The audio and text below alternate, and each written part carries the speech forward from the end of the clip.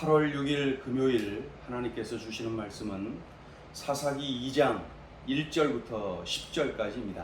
봉독을 합니다. 여호와의 사자가 길갈에서부터 복임으로 올라와 말하되 내가 너희를 애굽에서 올라오게 하여 내가 너희의 조상들에게 맹세한 땅으로 들어가게 하였으며 또 내가 이르기를 내가 너희와 함께한 언약을 영원히 어기지 아니하리니 너희는 이 땅의 주민과 언약을 맺지 말며 그들의 제단들을 헐라 하였거늘 너희가 내 목소리를 듣지 아니하였으니 어찌하여 그리하였느냐. 그러므로 내가 또 말하기를 내가 그들을 너희 앞에서 쫓아내지 아니하리니 그들이 너희 옆구리에 가시가 될 것이며 그들의 신들이 너희에게 올무가 되리라 하였노라. 여호와의 사자가 이스라엘 모든 자손에게 이 말씀을 이르매 백성이 소리를 높여 운지라. 그러므로 그곳을 이름하여 복임이라 하고 그들이 거기서 여호와께 제사를 드렸더라. 전에 여호수아가 백성을 보내매 이스라엘 자손이 각기 그들의 기업으로 가서 땅을 차지하였고 백성이 여호수아가 사는 날 동안과 여호수아 뒤에 생존한 장로들 곧 여호와께서 이스라엘을 위하여 행하신 모든 큰 일을 본 자들이 사는 날 동안에 여호와를 섬겼더라. 여호와의 종 눈의 아들 여호수아가 110세의 죽음에 무리가 그의 기업의 경내 에브라임 산지 가스산 북쪽 딥낫 헤레스에 장사하였고 그 세대의 사람도 다 그 조상들에게로 돌아갔고 그 후에 일어난 다른 세대는 여호와를 알지 못하며 여호와께서 이스라엘을 위하여 행하신 일도 알지 못하였더라. 하나님이 가나안 땅을 주셨어요. 너희에게 주었다 하면서 약속하셨죠. 그렇다면은 순종하고 가서 밟으면 됩니다. 순종하고 가서 점령하면 되는 겁니다. 그러나 이스라엘 12지파는 온전하게 점령하지를 못하고 가나안 주민들을 종으로 일하게 하면서 경제적 유익을 얻는 지파들이 있었던 것입니다. 하나님 말씀에 온전히 순종하지 않았기 때문에 가나안 땅을 완전히 정복하거나 또 정착하는 일을 온전하게 이루지 못하고 있었던 거예요. 그곳 가나안 주민들을 그저 내쫓지 않고 종으로 부리고 그러한 경제적 유익을 얻고 또 어느 지역은 철병거를 가지고 있다는 이유로 그들과 아예 싸우기를 포기하거나 참으로 겁을 먹고 아예 제대로 싸우지를 못하여서 오히려 그들에게 패하고 이러한 일들이 있었던 것이죠. 이 모두가 다 온전한 순종을 하지 못한 결과라고 볼 수가 있지요. 그러한 결과로 하나님께서 진노하셨습니다.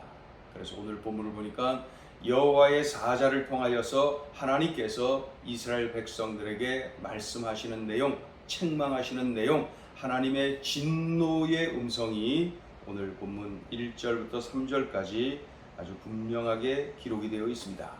1절부터 보시면 여호와의 사자가 길갈에서부터 복임으로 올라와 말하되, 그러면서 이 천사를 통해서 여호와의 사자를 통해서 하나님께서 하나님의 마음을 이렇게 전달하신 거죠. 보면은 1절 중간에 보면 첫째, 내가 너희를 애굽에서 올라오게 하여 둘째, 내가 너희의 조상들에게 맹세한 땅으로 돌아가게 하였으며, 이 가나안 땅이죠. 그렇게 하셨다는 거예요. 그런데 2절 셋째죠. 너희는 이 땅의 주민과 언약을 맺지 말며, 이렇게 말씀하셨죠. 넷째, 그들의 제단들을 헐라 하였거늘. 그죠? 그런데 다섯째, 너희가 내 목소리를 듣지 아니하였으니 어찌하여 그리하였느냐. 자, 여섯째 3절을 보시면 그러므로 내가 또 말하기를 여섯째, 내가 그들을 너희 앞에서 쫓아내지 아니하리니. 그러니까 가나안 주민들을 하나님께서 내쫓는 그러한 거 하시지 않겠다는 거예요. 그 다음에 일곱째, 그들이 너희 옆구리에 가시가 될 것이며, 평생 계속해서 대를 이어서 그 땅에 완전히 내쫓지 못한 그 가나안 주민들이 계속 괴롭힙니다. 계속 공격하고 그들의 세를 불리고 해서 계속 공격하고 괴롭히고 그렇습니다. 예, 그렇게 되죠. 여덟째, 그들의 신들이 너희에게 올무가 되리라. 그래서 가나안 땅 주민들이 섬기는 그 우상들을 이스라엘 백성들이 따라서 섬기는 그러한 일들이 일어날 것이라는 말씀이고 그렇게 됩니다. 자, 여호와의 사자를 통해서 하나님이 주신 말씀, 이렇게 은혜를 주고 이렇게 너희에게 약속을 했는데 왜 너희들은 지키지 않고 불순종했느냐? 그 결과로 이렇게 그 가나안 주민들이 너희를 계속 괴롭힐 것이고 그 땅의 신들이 헐지 않았기 때문에 말이죠. 제단을 헐지 않았기 때문에 그들의 우상을 너희들이 섬기게 되는 그러한 일들이 일어날 것이다. 이렇게 하나님께서 진노하여 말씀하시자 4절에 보니까 하나님의 음성을 들은 이스라엘 백성들이 소리를 높여서 웁니다. 5절을 보니까 그 자리에서 여호와께 제사를 드립니다. 4절 5절 보세요. 여호와의 사자가 이스라엘 모든 자손에게 이 말씀을 이르매 백성이 소리를 높여 운지라. 5절 그러므로 그곳을 이름하여 복임이라 하고 그들이 거기서 여호와께 제사를 드렸더라. 자세히 보면은 진정한 회개에 진정한 예배가 아니라는 것을 알게 됩니다. 이따가 또 말씀드리기로 하고, 지도자 여호수아, 이제 그 6절부터는 분위기가 좀 달라집니다. 그러면서 이제 그 흐름과 전혀 다른, 그러면서도 이 사사기에 이러한 그 영적 암흑기가 왜 있었는지에 대한 이유를 설명하는 그러한 내용이 6절부터 기록되어 있습니다.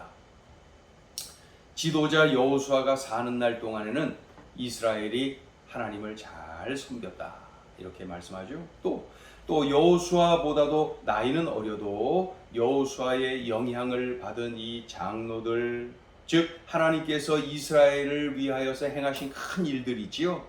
그 일들을 경험한 그 세대의 사람들이 사는 날 동안에는 이스라엘이 하나님을 잘 섬겼다.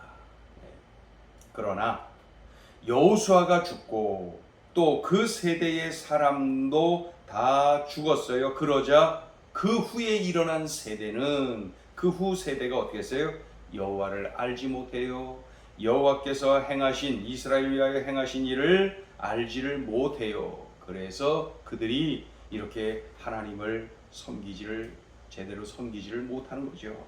10절을 읽어봅니다. 그 세대의 사람도 다 조상들에게로 돌아갔고 그 후에 일어난 다른 세대는 여호와를 알지 못하며 여호와께서 이스라엘 위하여 행하신 일도 알지 못하였더라.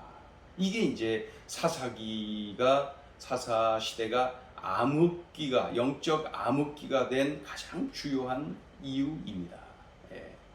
하나님을 알지 못해 하나님께서 행하신 그 놀라운 일, 이스라엘을 향하신 하나님께서 베푸신 그 엄청난 일을 기억을 못해, 알지를 못해요. 이러한 신앙의 단절, 이것이야말로 가장 큰 영적 암흑기가 될 수밖에 없었던 이유라는 것이죠. 자, 오늘 주시는 메시지입니다. 첫째, 진정한 회개와 예배여야 한다. 4절, 5절 우리가 읽었잖아요. 이스라엘 백성들이 천사를 통한 하나님 음성을 듣고서 소리 높여 웁니다. 통곡을 하죠. 자신들의 죄악을 낱낱이 말씀하시고 또 그리한 결과로 이러이러하게 될 것이다 말씀하셨을 때 소리 높여 웁니다. 그리고 여호와께 제사를 드립니다. 언뜻 보면은 은혜롭지요? 회개하고 겸손히 하나님 앞에 예배를 드렸다는 거예요. 그러니까 좋지요? 그러나 그들의 눈물은 진정한 그 회개 눈물이 아니에요. 진정한 회개의 표징이 아니라 하나님 징계에 대한 두려움 때문에 흘린 눈물이라고 밖에 볼 수가 없어요. 또 그들의 제사 또한, 그들이 드린 예배, 이 제사 또한 하나님의 진노를 사겨보려는 이 외적인 의식일 뿐이라는 거죠. 진정한 것이 아니에요. 왜 그래요? 이들이 진정한 회개와 예배를 이때 드렸더라면은 가나안 족속을 다시 쳐들어가고 완전히 쫓아내야 정상입니다. 예? 뉘우칠 회 고칠 개. 그렇죠? 뉘우치기만 하면 안 되죠. 고칠 개. 하나님께서 명하신 대로 그대로 순종을 해야죠. 또 우상의 단을 헐라 하셨는데 그렇게 해야죠. 예. 그러나 전혀 그렇지 않습니다. 그냥 여기서 울고 제단을 쌓고 끝납니다. 그저 어떻게 해서든지 하나님을 달래보려고 하는 그 얄팍한 그러한 마음의 표현이었던 것이죠. 우리에게 주시는 메시지, 진정한 회개와 예배여야 한다. 기억해야 됩니다. 하나님을 잠시 속이려고 하면 안 됩니다. 하나님을 잠시 달래려고 하면 안 됩니다. 그렇게 해서 그러한 어떻게 해보려고 하는 인간적인 얄팍한 생각, 행동은 참 어리석은 겁니다. 하나님을 전혀 하나님으로 모르는 것입니다. 우린 진심으로 기억해야 하고 살아내야 됩니다. 진정한 회개와 예배여야 한다. 자, 둘째 주시는 메시지입니다. 믿음의 다음 세대로의 계승은 계속되어야 한다. 이스라엘이 이토록 믿음이 없는 이유는 뭡니까? 지도자 여호수아가 이미 죽었어요. 그리고 여호수아의 영향을 받고 여호수아와 함께 하나님의 그 베푸르신 은혜 체험을 한 그 세대가 다 죽었어요. 가장 큰 문제, 그들이 떠나가고 그 이후에 남아있는 세대의 신앙의 계승이 이루어지지 않았던 것입니다. 그것이 가장 큰 문제입니다. 신앙의 다음 세대로의 계승이 이루어지지 않고 신앙의 단절이 되었던 것이죠. 단절. 단절. 사사시대가 왜 영적 암흑기가 되었나? 가장 큰 이유는 신앙의 다음 세대로의 계승이 이루어지지 않은 거예요. 이것이 큰일입니다. 지금 우리 교회 여름 성경학교가 계속 진행되고 있습니다. 이 코로나 시국에도 여름 성경학교가 진행되는 그 사실이 감사하죠. 그런데다가 우리 그 어린이들이 열심히 참여하고 많이 참여하고 있습니다. 우리 교사들이 수고하고 헌신하고 있는데 우리들이 더 뜨겁게 중보기도 하면서 함께 해야 됩니다. 그래서 믿음의 다음 세대로의 계승이 잘 이루어질 수 있도록 우리 한 사람 한 사람이 그 일에 헌신해야 됩니다. 교사들만 하라고 두면 안 되고 우리가 중보기도로 함께하고 우리 자녀들과 함께하고 그리하여서 우리 가정 안에서 신앙의 다음 세대로의 계승이 잘 이루어져야 되고 우리 교회를 통하여서 그 귀한 일들이 힘차게 흘러내려가야 되는 것입니다. 그래서 가정마다 믿음의 계보가 힘차게 흘러내려가고 교회마다 믿음의 다음 세대로의 계승이 잘 이루어지고 그럴 때에 사사시대와 같은 영적 암흑기는 우리에게 오지 않고 계속해서 믿음이 흘러내려가는 놀라운 은총을 우리가 누리게 될 것입니다. 오늘 주신 말씀을 꼭 기억하자고요. 진정한 회개와 예배여야 한다. 또 믿음의 다음 세대로의 계승이어야 한다. 기도하겠습니다. 하나님 아버지, 우리들에게 주신 소중한 기도의 제목들입니다. 오늘 주신 말씀 우리들의 삶에 잘 적용하고 살아내고 그리하여 하나님은 영광 받으시고 우리 모두는 날마다 견고한 믿음의 삶을 살아내게 하여 주옵소서. 또한 믿음의 다음 세대로의 계승이 가정마다 또 교회마다 힘차게 진행되어서 영적 암흑기가 오는 것이 아니라 더욱더 영적 전성기가 우리 뒤에 따라오는 그러한 역사가 강력하게 일어나게 하여 주시옵소서. 오늘 주신 말씀 명심하여 이렇게 살아내게 하여 주시옵소서. 예수님의 이름으로 기도 올리옵나이다. 아멘.